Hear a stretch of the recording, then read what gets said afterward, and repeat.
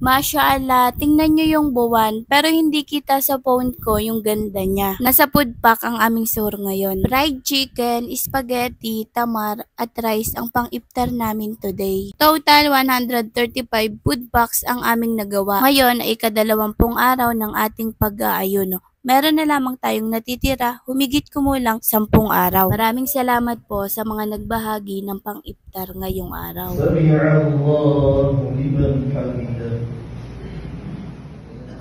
Pumasok na tayo sa huling 10 araw ng Ramadan. Ang kabutihan nandito. Ang lahat ng ginagawa natin ay Qiyamul Layl. Ang tarawih.